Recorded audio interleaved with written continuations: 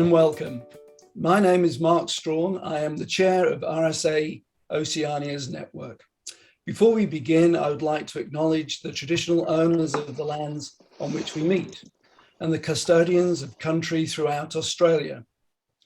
We pay our respects to elders past, present and emerging, and extend that respect to all Aboriginal and Torres Strait Islanders peoples here today.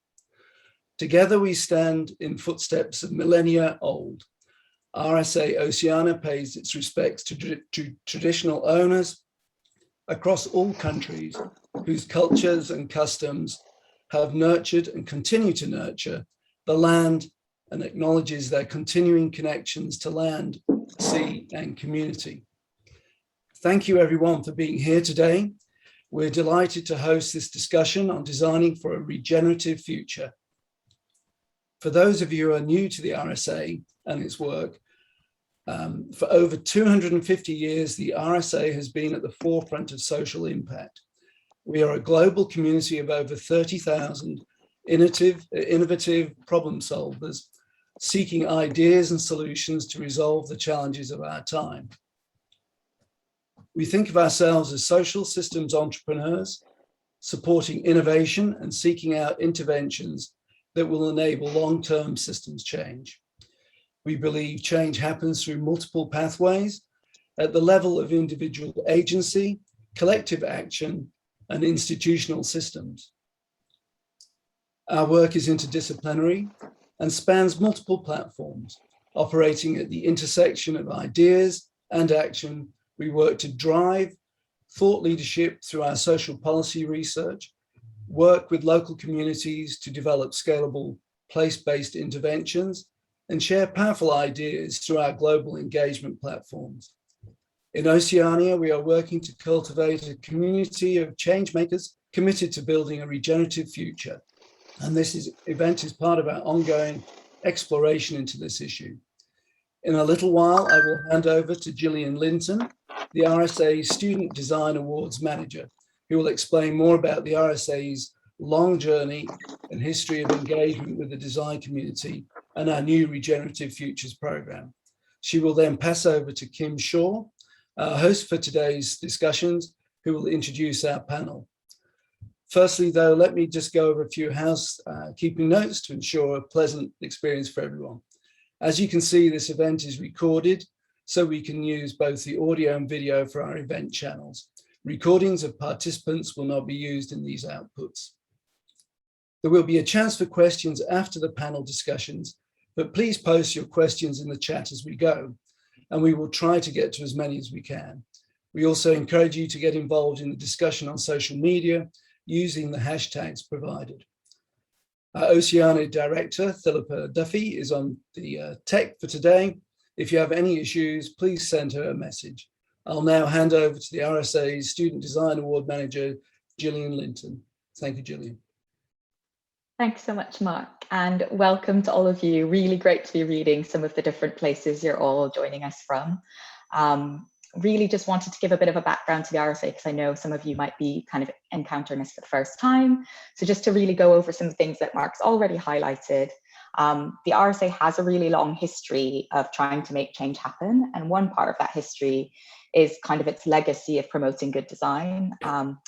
One example that we kind of bring up quite often that some of you might be aware of is actually that there was a challenge prize put out by the RSA back in 1802 around trying to solve the problem of children cleaning chimneys instead of going to school. And so the winner of that prize designed something called the Scandiscope, which is kind of an early prototype of a chimney brush. And I think the kind of interesting side to that story is that, I mean, great design, did work to kind of replace that labor, but in the short term, it wasn't immediately adopted. And so actually the RSA then launched a campaign to try and get the product into the right hands and to actually get children back into schools. And so this kind of tradition of using design to try and solve certain problems and doing these yearly prizes is something that developed over time into what we have now, which is the RSA Student Design Awards.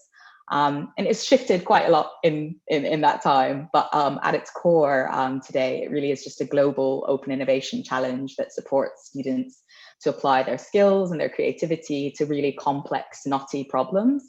And each year we kind of work with partners and even SDA alumni winners to kind of create open briefs that we think really focus on a range of social and environmental challenges. And I think something that sparked the reason for having this conversation is what's more kind of complex and urgent than the crisis we find ourselves in now. And so this year we've asked students to tackle related challenges to do with climate, like the problem of decommissioning oil rigs in a circular way, preserving material, reducing waste. But more so than just the challenges, I think something that we've really been trying to push in recent years is actually the approach. And so not just trying to champion, you can use your skills and creativity for good, but also how to use your ability to think systemically and work with and within your existing community to kind of highlight and push forward the good practice that's already there. And kind of like that Scandoscope example, this work is really multidisciplinary. Social change is complex, and there's not going to be any single kind of product or solution or idea that on its own is going to shift a system. And so this kind of approach is embedded in the SDAs, but also embedded in our newest program of work, which we want to kind of highlight today as well, which is the Regenerative Futures program. And kind of the nexus for that is that we really feel like we're at an inflection point. There's an urgency to address kind of the climate breakdown, the environmental degradation, the social inequalities that are more and more pressing. And there is evidence that there's individuals, there's communities, there's nations, kind of lots of people committing to action. But I think underlying that, there's this question that a big anxiety of kind of, will it be enough? And at the moment, despite the commitment, despite some of the changes that are taking place, I think there's evidence that we're still failing to break down some of the existing siloed working patterns. We're ignoring interdependencies in our approaches to change, and we tend to narrow our perspectives. We focus on kind of incremental actions rather than transformational change. And in some cases, I think there's a lack of imagination to create a new vision. And so regenerative thinking brings a completely different approach. It starts from a hopeful vision of the future, where people and communities can use their full potential to create systems that work for the local and the global context. And it recognizes that we're part of these kind of living and ever evolving system, and it seeks to kind of work with those dynamics. And that kind of work requires really broad and diverse perspectives, and it will look different in different places. And so we believe that developing and embedding this kind of regenerative thinking is going to be a really critical step in addressing these kind of challenges of our time.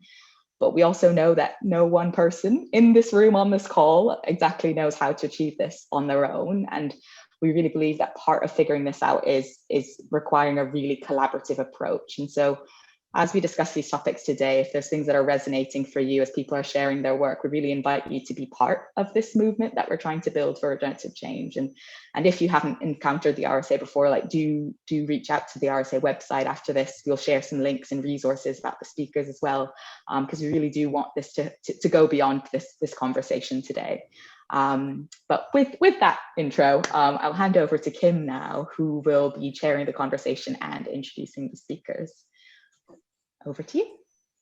Thanks, Julian, and thanks, Mark, for providing that wider RSA context.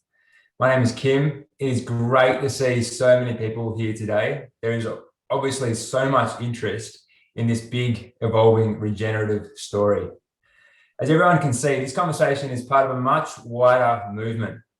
This wider movement resists any single definition because it's part of an emerging paradigm, or so it is said. This paradigm shift has not yet been fully told, and I believe that we are helping to co-create this story and tell how this shift will happen.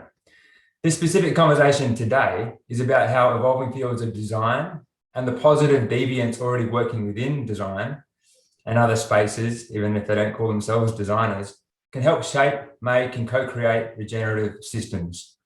This is a notion of design that is about making positive change, design that embraces context, place, and story, design that respects and collaborates with Indigenous wisdom, and a design that understands ecological thinking, to name a few. I'm very excited to welcome our three guest speakers today. All three hold PhDs in design, but yet all are boldly unacademic.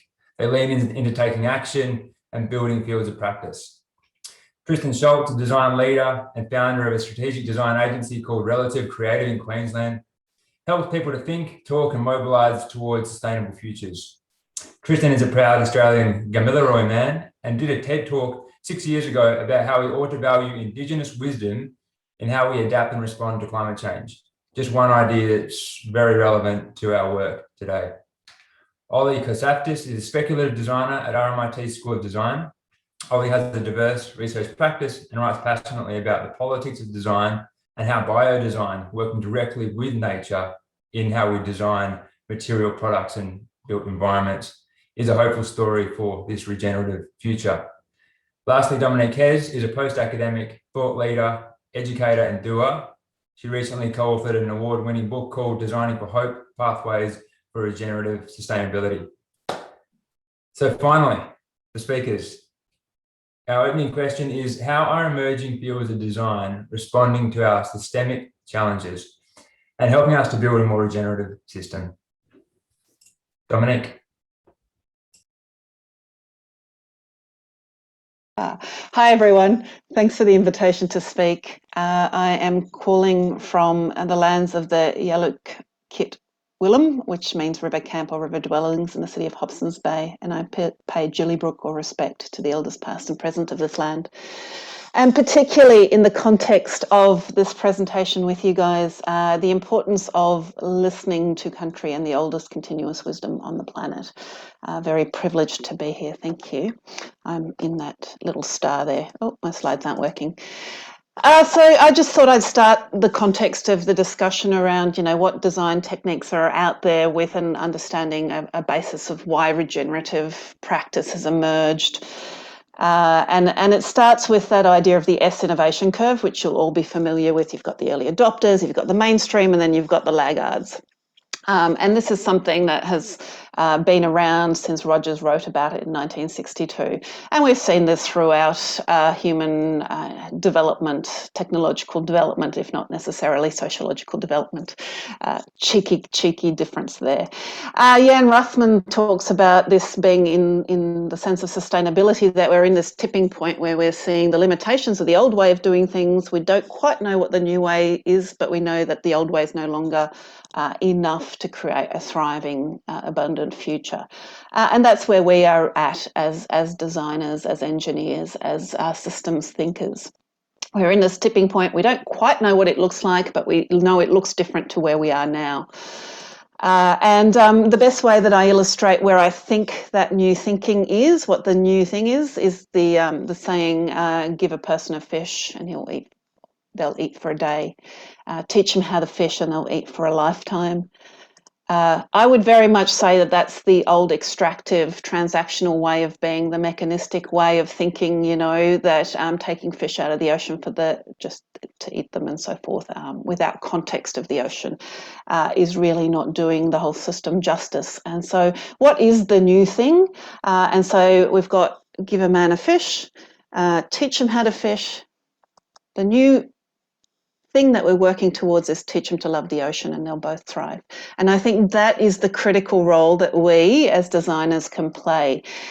We can create that sense of love of place, that connection of place, that relationality with the function of what we're designing in a way that creates an irresistible future.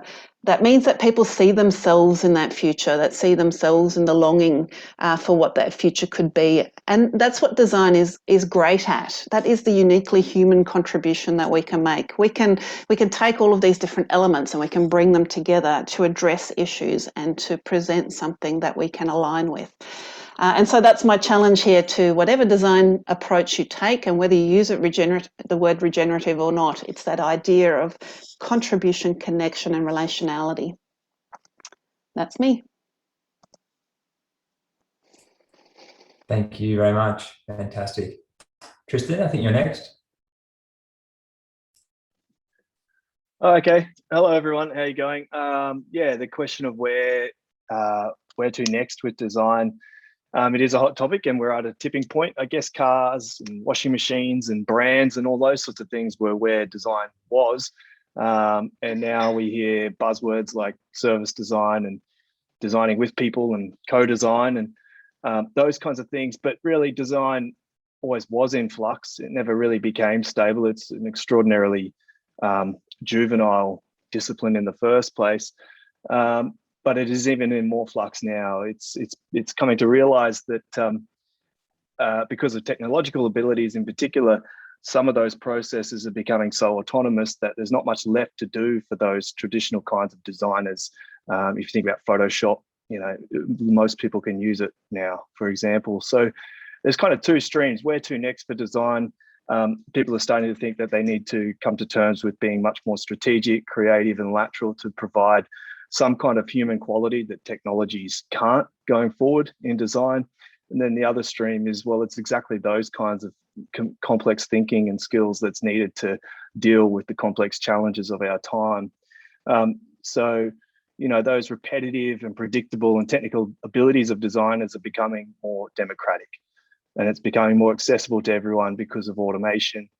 And so it's becoming increasingly evident that, design's being redefined. It's becoming messy and complex and strategic and systems-based, all those things that machines so far can't do. So some of the names we use for that, in no particular order, I guess, design as situation facilitation or design facilitators, service designers, policy planning, strategic designers, social innovators, participatory design, social enterprise designers, lots of different words. So it's a mess. It's in flux, and that's fine because we don't need some new universal narrative anyway.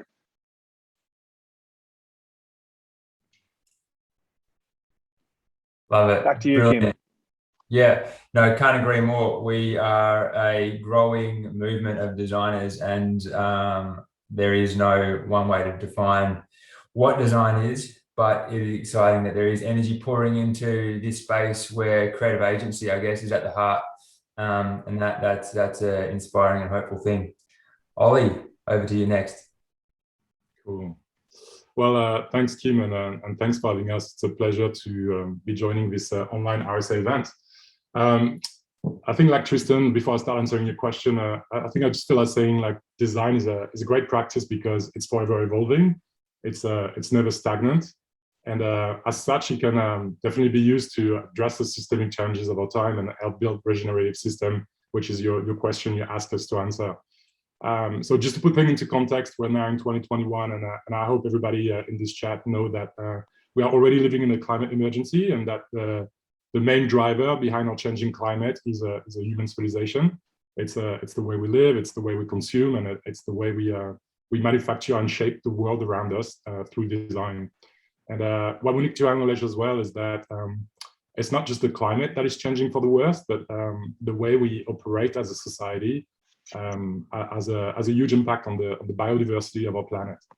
And at this stage of our evolution, we've had a direct impact on more than 95% of the natural ecosystems that support our existence, if I remember correctly. And even the rates of species extinction that we're experiencing right now is something that never happened before. So for all this reason, there's definitely a need to build or rebuild our natural systems, and design offers great promises in that regard. So for everybody listening to this, I'm going to give you a simple exercise to do at home, which is to simply do an internet search for regenerative design case studies.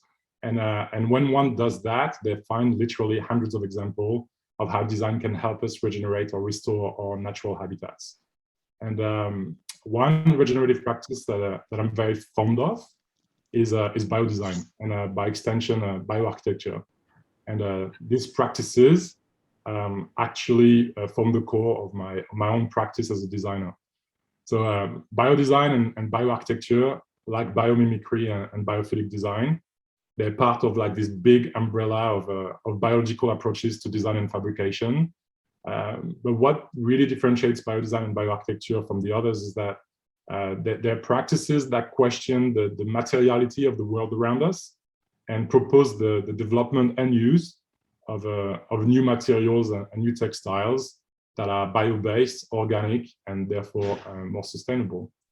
So a classic example of that are bioplastics. And even though there's a lot of misunderstanding about what bioplastics actually are and their biodegradability, so maybe you heard of one called PLA, for example. I believe that there's a lot we can do with them. and I'd be happy to explain on that in questions time if you want. I have to say though that regenerating the ecosystem that we've damaged will take more efforts than simply changing the materiality of the world. And my belief is like what we really need to think about is how we connect with nature. And if we keep seeing nature as an outsider, which is like a quote from Tim Morton, if we see it as something we use to our advantage or need to protect or even gaze at sometimes, I don't think we have a chance in solving all these big environmental challenges that we keep talking about. Tim Morton says we are nature and nature is us. And when we start seeing nature, this way, something which is messy, which is about life but also death, we also start to realize that regenerative design practices are not just about sustainable design and rewarding the environment, but it's also about taking care of ourselves, our health, our mental health. It's about also acknowledging that non-human species have the right to live, and not just like, the big furry mammals that we're all very fond of. And it's also about realizing that we're all codependent in this one closed loop system, which is called planet Earth. So just to finish, I think one of the most important things that designers should do today to like address all this big topic is to decenter the human from the design process. I know that we still have so much to do and solve in order to address all the human and social issues that society is facing right now. But perhaps it is time to also question our ranks and role as an animal species. And as the dominant destructive species on this planet right now, we need to stop designing for the benefit of the human species alone, but rather designing for ecosystem regeneration for the benefit of all species. I'll be back to you. Beautiful, thank you. A great call to action. And I can see a nice connection there between Dominique Hez's rephrasing of the fish phrase to asking us to learn how to love the ocean, and Ollie's call to decenter the human-centered design process to realize that we are part of nature. And that's a simple thing to say and a hard thing to do because of so many belief structures and how people live in the world. So the question is, what do you see as happening or should happen in relation to changing design culture and practice so that we do see ourselves as part of nature and do make default decisions that are congruent with nature and regenerating systems?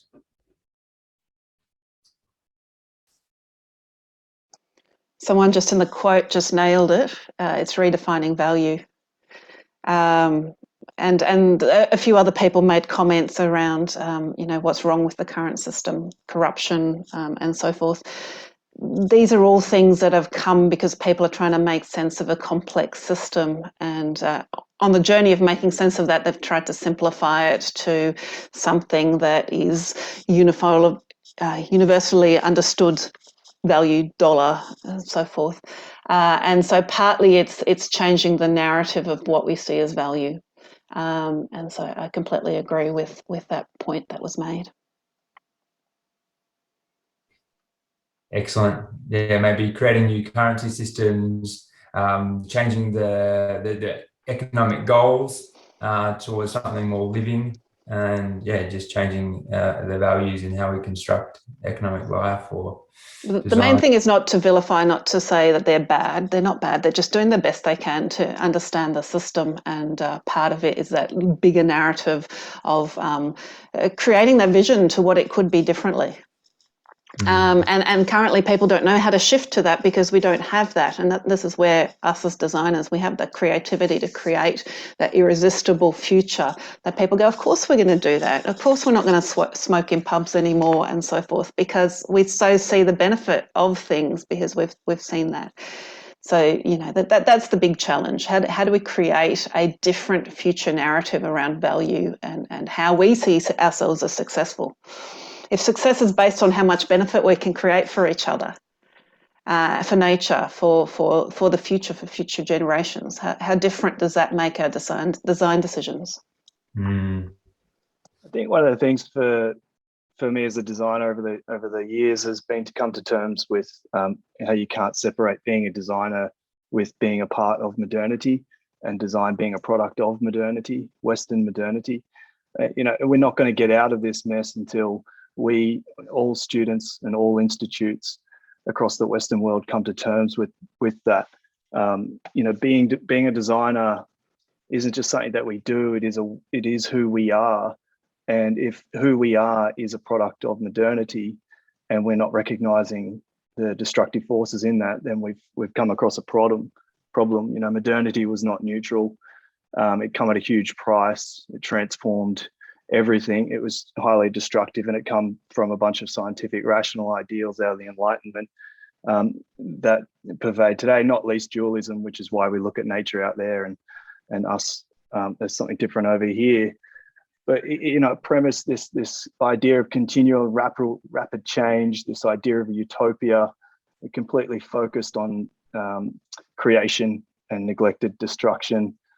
And post-modernity did a little bit of a job over the last 30, 40, 50 years to critique that and tell us maybe something's wrong, but it's left us in this flux, us designers and everybody else, for social change, trying to figure out where to next without making the mistake of going down the same kind of universal project that modernity was. So we feel directionless, and that's okay. As designers, we need to deal with this. We need to deal with that plurality of pluriversal designing so that we don't make that same mistake again. Extraordinarily hard. Yeah.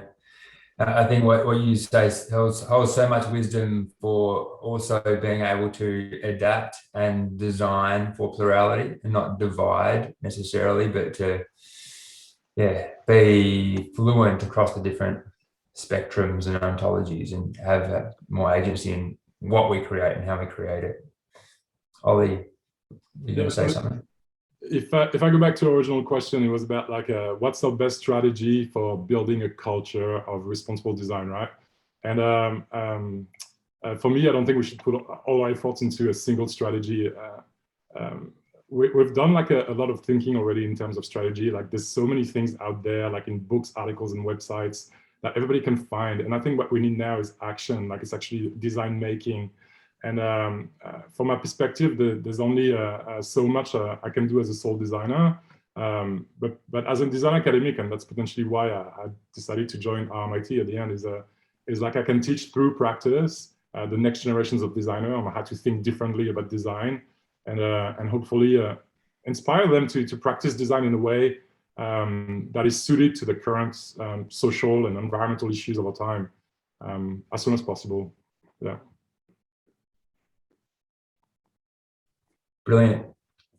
I'll move to questions from the audience now. We'll have many emerging soon. Feel free to write the questions in there, and we'll do our best to synthesize and put some leading questions forward. Another question I have, which is connected to the education background. Ollie, you just mentioned that you're working with design students. Tristan, you've worked in education, and Dominique, you have as well.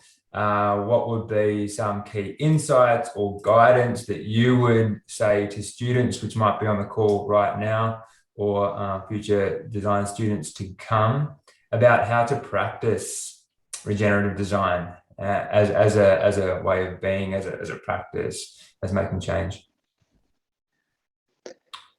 So I'll jump in first. Look at how whatever you're designing is of service to the stakeholders and who will use the outcome of that. And by stakeholders, I mean the human and the more than human. How does it create a benefit? How does and sometimes, design might be not actually designing a thing. It might be designing a relationship. It might be designing a conversation. It might be designing a way to walk through a place. So don't always jump to the artifact as an outcome of your design. Your design is a creative process of bringing together potential in a specific geographic location. It doesn't need to be a thing. Brilliant, thank you. Yeah, good point. It doesn't need to be designing a thing.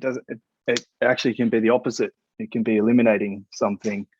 We heard, I think, at the start that there was a reasonably good job done of that with cigarettes over the last few decades as a recoding campaign. So recoding can be to eliminate things as well. But look, I guess my advice to students has often been a few things. The first couple of things is you can't sustain others unless you sustain yourself. So, you need to work on your own mental health, your own physical health, your own kind of, network that's around you, and sort of dig where you stand and do your own stock take of how you operate in the world, sustainably or not, so that you feel that you're in a place to begin to sustain others. And, that's an ongoing process. And then I guess the second thing for me over the years, which becomes, really hard, and it's probably taken me more than a decade to get to the point in my professional career in the practice and in the design practice that we run, where we align our payment with our values. And so if you're a young student going through university, don't beat yourself up if you're not yet aligning what you're getting paid to do with your own values, because you do need to sustain yourself, which includes food and a roof over your head. But just chip away and work towards aligning what you're getting paid to do with the values that you have over time. And I guess from a deeper perspective, other than the things I spoke about before, where students need to come to terms with their place in modernity, it's best for students to understand the different worldviews that do exist out there. Western modernity might be one of those, but there's many other worldviews, humanist ones, decolonizing ones, neo-colonizing, spiritual ones, all kinds of ones. And all of those worldviews, when you're engaging in a design project, may be present, and they're all interested in some kind of system. It might be health or politics or movement, human movement. It might be food or conflict or water scarcity. So, understand how those relationships are. What are the worldviews here? What is the system of concern here?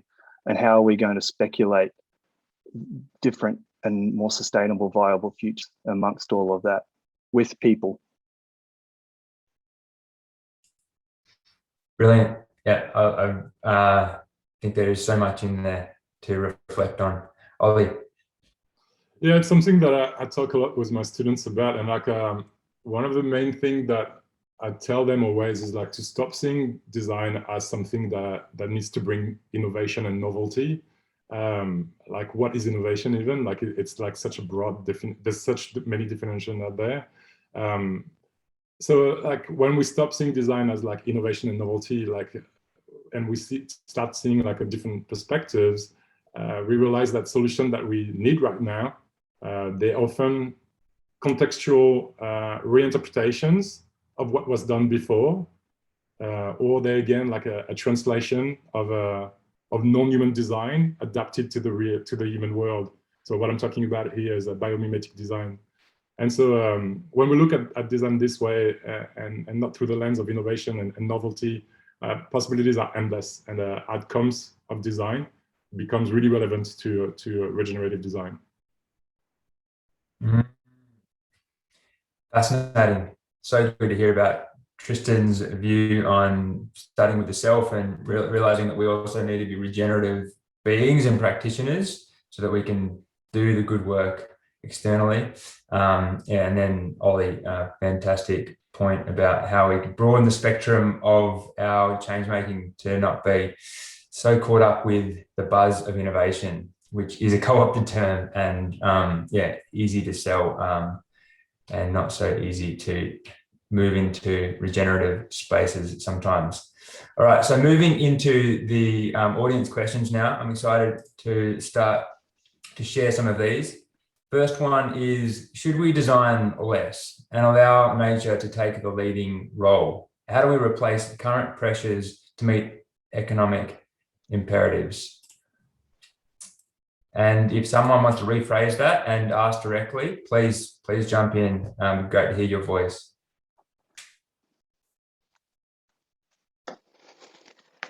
It's a hard one because as we were discussing earlier, the economic system is a system that's evolved to try and make sense of the world and give a process for exchange. At the end of the day, it is just a human concept. And so, you know, it's good to really understand that it isn't truth. It is a concept, a solution that we've created towards a problem, and we're facing different problems now. So it's time for new solutions. It's not saying economics is bad. It's saying how it's used is bad. It's just a way of trying to exchange. But there is pressure. We are over-consuming. There is a huge amount of things we need to do, but what we need to not do is try and do a whole bunch of stuff as quickly as possible without actually sitting with it, without thinking deeply, consulting deeply. I've always been in a rush, and I've sat down with my Indigenous mentor, Auntie Ruby Sims, and she just said, you know, it is in the right time. You know, sometimes when you act in good faith, you might still not do the right thing because you haven't sat enough and listened. And so I think that's part of it. Part of it is continuing having conversations around this. You know, for every 20 conversations I have around, you know, I have one development where we've developed, and Kim knows it, 28 homes, but we've brought back 5 species at the same time. It is possible to do these things, to heal, to restore, and to build thriving places to live. And every time I tell those stories, maybe it will resonate with 1 in 20 people, and the rest of the people aren't ready to hear. So it's also not to lose hope as you're having these conversations. And there isn't a silver bullet. We have to all work together in our own places, specifically to our place. Brilliant. Yeah, I think meeting people where they are at is really important, not giving up on people. People can change. Yeah. Should we design less? No. We should probably design more. We should just be very careful about what it is we are designing, what it is we're bringing into existence, which doesn't have to be a material thing, as we've heard. We should extract less and we should expand less, but that doesn't necessarily correlate with designing less. As we've mentioned before, we could be designing through elimination design, where we're bringing into existence a means for things to have more space, for ecologies to have more space, for natural systems to have more space. So that would be regenerative, but it's going to be prefigured thought. You know, we got into this mess through prefiguring ideas, through design. There's only one way we're going to get out of it, and that's through design. But as we've heard from Dominique, we're going to have to use an urgent patience with that. We can't rush towards this. There's a matter of urgency, as we know. We've just all experienced the IPCC report over the last few days. There's an obvious pragmatic matter of urgency to take action. But if we do that with a kind of an erratic impatience and some kind of bold universalizing design, then we're just falling into the exact same trap as we have before. So there needs to be a patience for an always becoming, and not trying to strive for some quick fix become. Ollie? Yeah, so like as I was saying, like in your intro question, like I think we have only 3% left of the native ecosystem in the planet, and design can play a great role into rebuilding all these systems. So yes, we need more design, not less design. It's just a different kind of design. But it doesn't mean that it cannot be associated with a strong economy. We just need to change the way we perceive the economy and the way we structure the world in which we create and design. So like, for example, Kate Raworth in the UK is developing the donut economy model, which is fantastic. I've been starting to talk a lot about the development of a strong bioeconomy, using our waste as a main source of material in order to create things. There's so many like young startups emerging, even some of my students starting their own startup, which I'm very happy about, in order to create and kickstart this bioeconomy. And I don't think we should like associate like a regenerative design with like a loss of ways of life. I think potentially there's a way to combine that. It just needs to be different. I love that designers are talking about system transformation, redesigning the economy, and essentially working on the climate crisis in this way. It's very, very exciting. And it resonated also for me that you identified the size of the challenge, but also I guess suggest humility and not rushing into quick fixes because there might be unintended consequences. Thank you for such a great conversation. Second question from the audience is, how do we act hyperlocal while still thinking globally? And we have another question after this, so hopefully we can find more time for one or two more.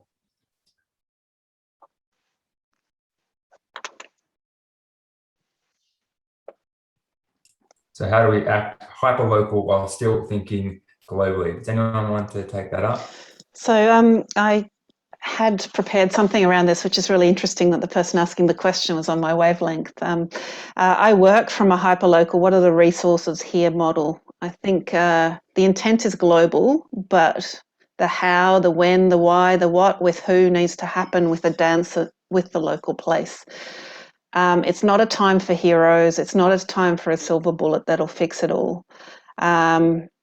For one person or one solution, it's time for solutions surfacing from place. Just like Melbourne's taken the donut economics and added it to regenerative development, created their own thing.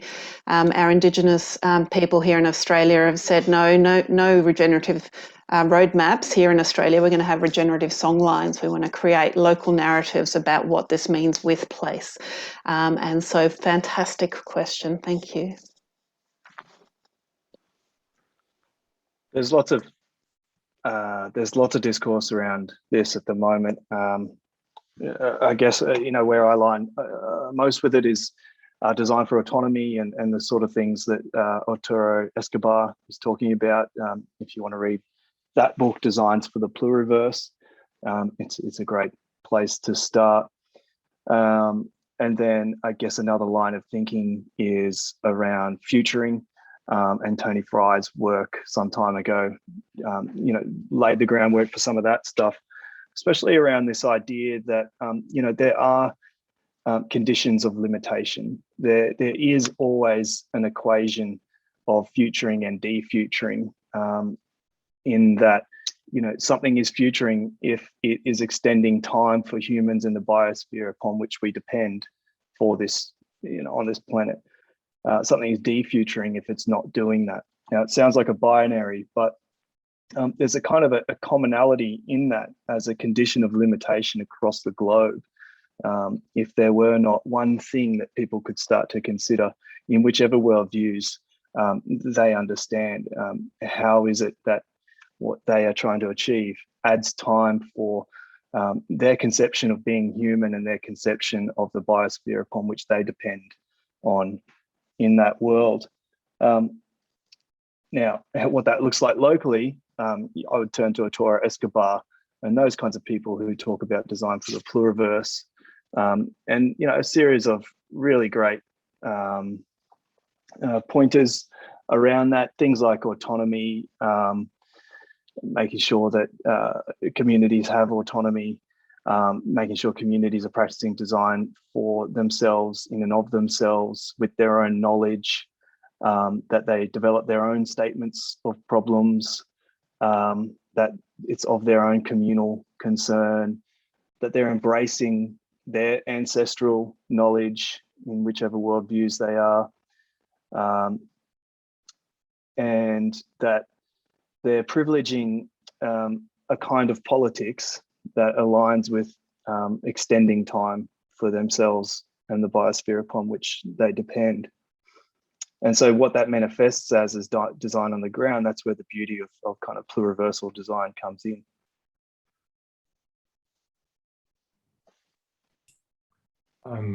So like the question was around like hyper global versus global, right? Hyper local versus global, sorry. And it's funny because what like design is both design strategy and design execution. But when you look at design strategy, the strategies are pretty much the same everywhere you look. Like I remember being in New York like 2 years ago, listening to Paola Antonelli, which is the senior curator at the Museum of Modern Art. And she was a beautiful slide, very simple, with like 30 strategies that you could apply everywhere in the world. But like where design really comes into play and where you see the difference, where it becomes contextual, that's where it becomes interesting. So like even though the strategy it potentially is global, the execution definitely needs to be contextual to culture, people, but also contextual to place, to geography. When we look at like what's happening in the world in terms of like urban development at the moment, all this like, you know, this like these quick cities that are just popping up everywhere, they all look the same, they don't belong anywhere, you don't know what you are, and it doesn't suit anybody at the end. Design strategy, which is not applied to a local context, is always a failure. And I like what Tristan is talking about around like pluriversal design and really the emergence of that fields that we keep hearing more and more. I think that's why we need to have a lot more. But by pluriversal design, because obviously I deal a lot with biological approaches to design and fabrication, I also include not only the point of view of the different communities and minorities, but also the point of view of non-human species in there too.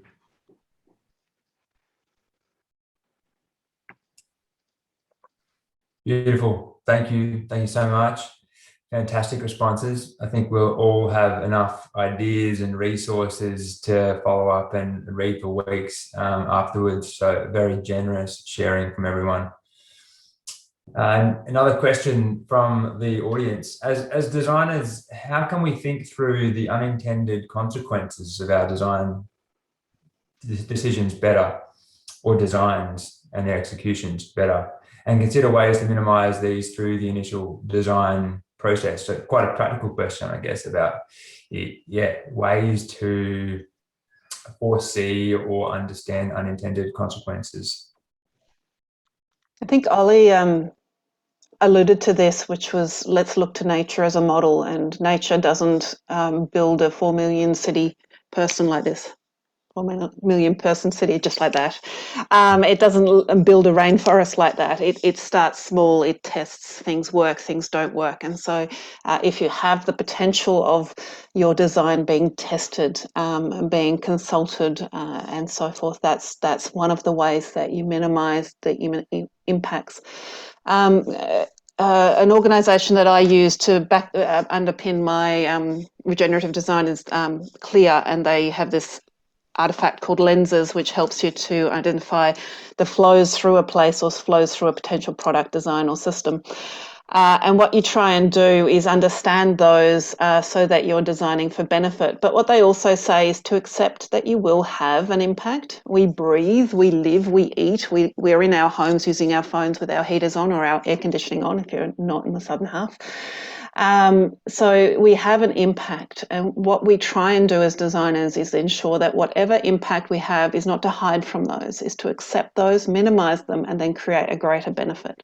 So it's not saying, you know, the world would be better off without humans, because it maybe right now it might be, but really the potential is for the world to be so much better because of this, because we have that creative ability to move forward together. Yeah, such a hopeful sentiment, I think, that is part of this regenerative movement, which I believe is such a strong factor in how we will respond.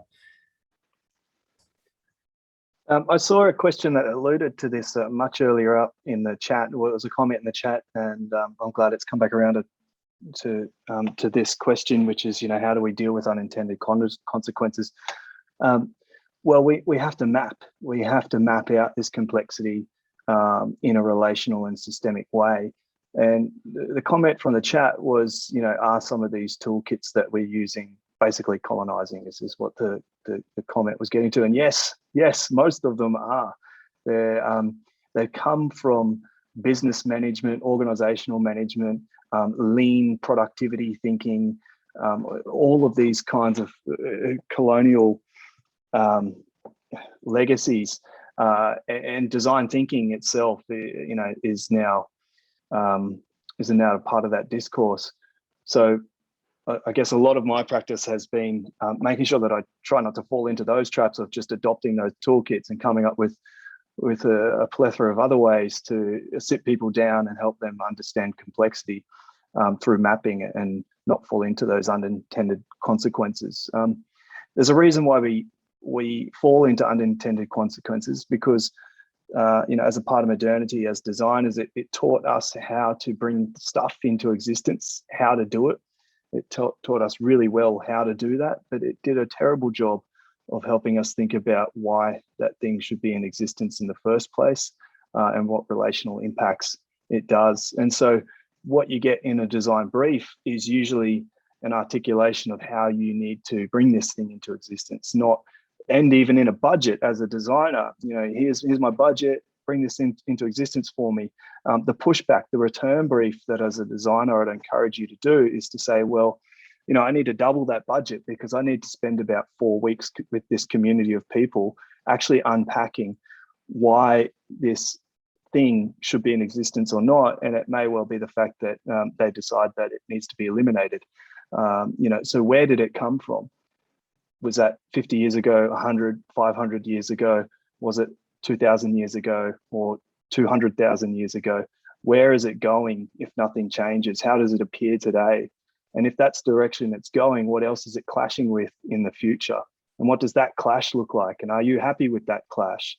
Now you're ready to regenerate. Should that be the best idea, to redirect, to navigate around that potential clash to some different viable future? None of that work gets done adequately when you sit down and work with communities, organizations, and governments. And designers need to do a much better job at pushing back right at the start to say, no, I will not, be of service to you unless you let me do this work with these communities. And if we all do that, then things change, because that is the way we move forward. What I can add to that is in science, we have applied research and fundamental research, and in design, we have a commercial design, problem solving, affirmative design, but we also have speculative design on the other end, which is a very reflective practice, a discursive practice. And so the role of speculative design is not to solve any problem, it's to raise questions, to create societal debate, and to think about the unintended consequences of design and technology. So it's a beautiful practice in order to project in the future and understand how technology impact on society and nature. And there's lots of case studies out there that are available to understand all of this very, very practically as well. Beautiful. Thank you so much. I really think that speaks strongly to providing enough food for thought on how we can work with different types of design in response to some of these questions, and that design is political, design is shaping intention, design can have consequences, and design is systemic and can be more systemic if we do that mapping activity and if we understand the leverage that we have early on in the piece and in our projects. So we're coming to 1:25 now. I believe this is the time where we wrap up, and I'll hand over to Mark. It's been such a pleasure to host this conversation, to see so many people join. So grateful to our three speakers for taking the time out and sharing your generous ideas and energy. And I hope this is just one conversation out of many as we all begin to co-create this evolving story. Thank you.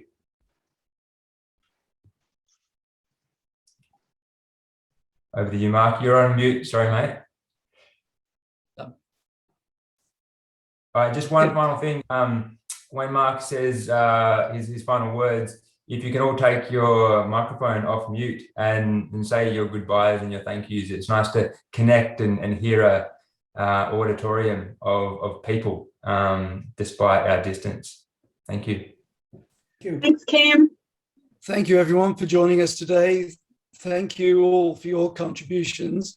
And thank you to the panel, the insightful discussions, and a bigger special thank you to Kim for organising and hosting today's event. If you found this event rewarding, we encourage you to join us on the 9th of September for the launch of our long-termism series with Roman Krasnarek, author of The Good Ancestor. And you can see that link in the chat. And likewise, if you'd like to learn more about the RSA and our Regenerative Futures program, please visit the rsa.org website. You may also save any of the comments in the chat by clicking on the 3 dots. And thank you, everyone. And do feel free to switch on your mics now to say that goodbye. Thank you so much. Thank you. Thanks, everyone. Thanks so much. Well done. Thank you. Goodbye. Thanks, gang. Obrigada. Thank you. Bye. Thank you.